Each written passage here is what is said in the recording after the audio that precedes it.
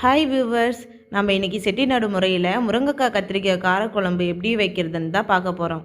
வீடியோக்குள்ளே போகிறதுக்கு முன்னாடி நம்ம சேனலை லைக் பண்ணுங்கள், சப்ஸ்கிரைப் பண்ணுங்கள், பெல் பட்டனை மறக்காமல் கிளிக் பண்ணுங்கள். இப்போ நான் அடிக்கனமான பாத்திரம் வச்சுருக்கேன். அதில் நம்ம தேவையான அளவு நல்லெண்ணெய் ஊற்றிக்கலாம். நல்லெண்ணெய் வந்து காரக்குழம்புக்கு டேஸ்ட் கொடுக்கும். அதனால் நான் நல்லெண்ணெய் ஊற்றிக்கிட்டேன். பாருங்கள், இப்போ நான் அரை டீஸ்பூன் வெந்தயம் சேர்த்திக்கலாம்.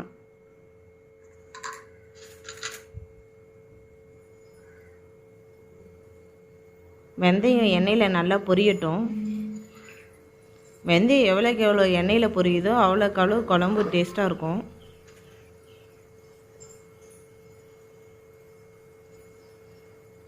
பாருங்கள், நல்லா வெந்தயம் பொரிஞ்சிருச்சு. இப்போ நான் ஒரு ஸ்பூன் கடுகு சேர்த்திக்கிட்டேன்.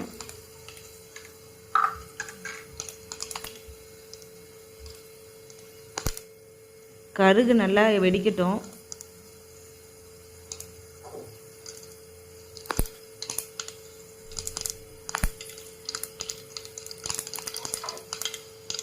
இப்போ ஒரு ஸ்பூன் ஜீரகம் சேர்த்திக்கலாம்.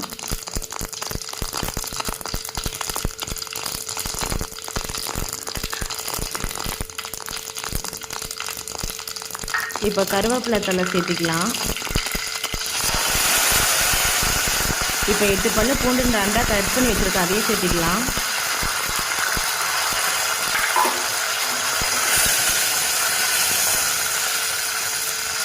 இப்போ பெரிய வெங்காயம் ஒன்று கட் பண்ணி வச்சுருக்கேன், அதையும் சேர்த்திக்கலாம்.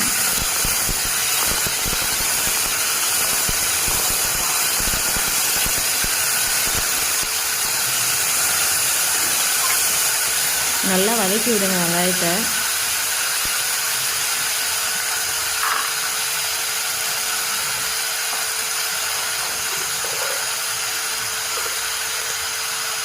இப்போ நம்ம தேவையான அளவு உப்பு சேர்த்திக்கலாம்.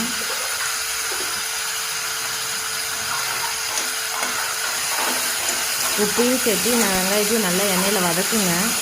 பாருங்கள், வெங்காயம் நல்லா வதங்கிடுச்சு. இப்போ நான் 2 தக்காளி கட் பண்ணி வச்சுருந்தேன், அதையும் சேர்த்திக்கலாம்.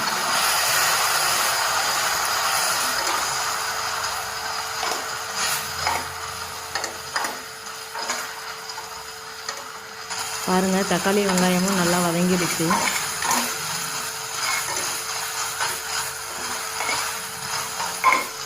நல்லா வதக்குங்க எண்ணெயிலேயே.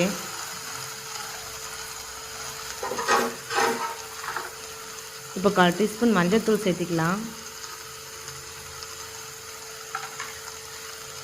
இப்போ 2 ஸ்பூன் தனி மிளகாய் தூள் சேர்த்திக்கலாம். ரெண்டையும் நல்லா மிக்ஸ் பண்ணுங்கள்.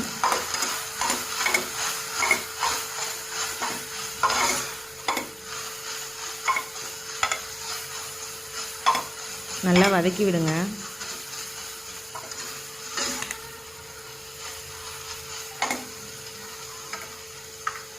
இப்போ 2 ஸ்பூன் மல்லித்தூள் சேர்த்திக்கலாம்.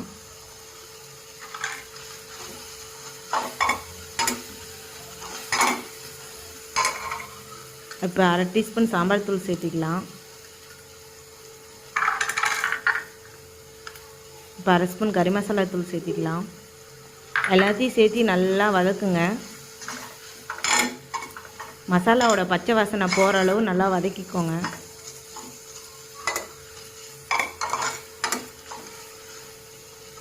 பாருங்கள், நல்லா வதங்கிருச்சு.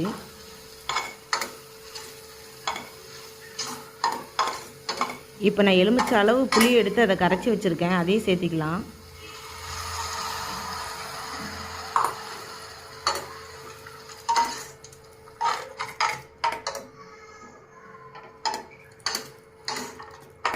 இப்போ எல்லாத்தையும் சேர்த்து நல்லா வதக்குங்க. புளி மசாலா எல்லாம் நல்லா கொதிக்கட்டும். பாருங்கள், நல்லா கொதிக்குது. இப்போ நான் 2 முருங்கைக்காய் கட் பண்ணி வச்சுருந்தேன், அதையும் சேர்த்திக்கலாம். 5 கத்திரிக்காய் கட் பண்ணி வச்சுருந்தேன், அதையும் சேர்த்திக்கலாம்.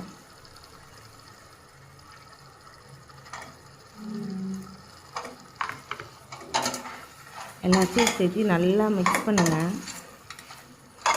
மசாலாவில் நல்லா மிக்ஸ் பண்ணி விடுங்க. மசாலாவிலே ஒரு 5 மினிட்ஸ் நல்லா வதக்குங்க. அப்போ தான் கத்திரிக்காயிலையும் முருங்கைக்காவிலையும் புளிப்போட சுவை எல்லாத்தோட சுவையும் நல்ல மசாலாவோட சுவையெல்லாம் நல்லா இறங்கும்.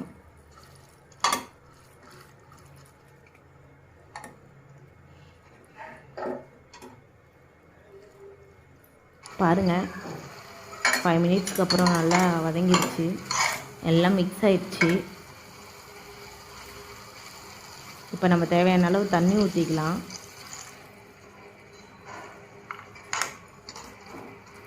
எல்லாத்தையும் சேர்த்து நல்லா மிக்ஸ் பண்ணி விடுங்க.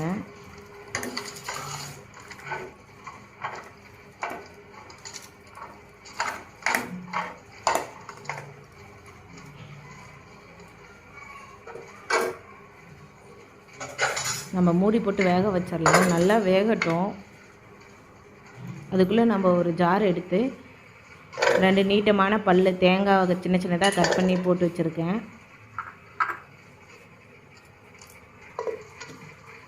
அதை நம்ம இப்போ மிக்சியில் போட்டு பேஸ்ட் பண்ணி எடுத்துக்கலாம்.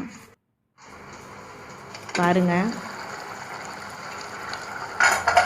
முருங்கைக்காவும் கத்திரிக்காயும் நல்லா வெந்துருச்சு.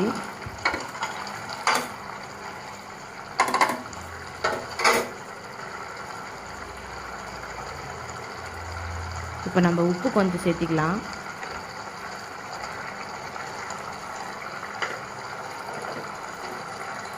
தேவையான அளவு உப்பு சேர்த்து நல்லா வதக்கி விடுங்க.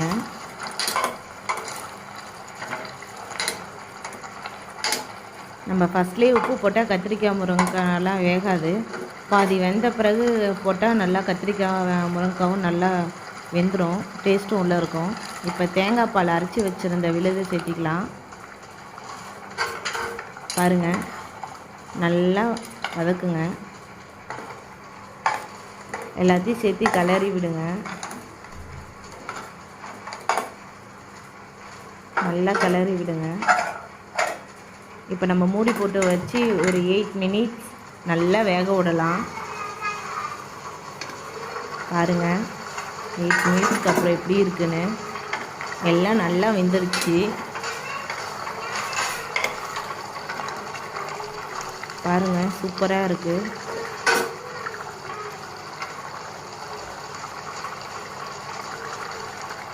இப்போ நம்ம மல்லித்தூள் தூவிக்கலாம்.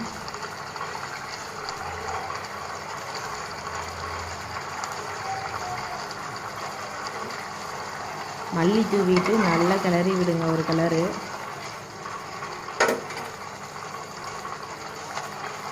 இதுக்கு மேலே நம்ம நல்லெண்ணெய் கொஞ்சம் சேர்த்திக்கலாம். செம்ம சூப்பராக இருக்குங்க இந்த மாதிரி நல்லெண்ணெய் சேர்த்துனீங்கன்னா.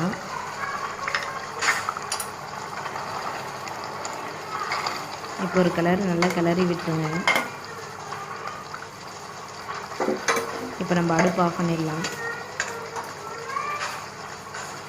அவ்வளோதாங்க, செட்டிநாடு காரக்குழம்பு ரெடி ஆயிடுச்சு. நீங்களும் செஞ்சு பாருங்கள். உங்களுக்கு பிடிச்சிருந்தால் லைக் பண்ணுங்கள், சப்ஸ்கிரைப் பண்ணுங்கள், மறக்காமல் பெல் ஐக்கான்ஸை கிளிக் பண்ணுங்கள்.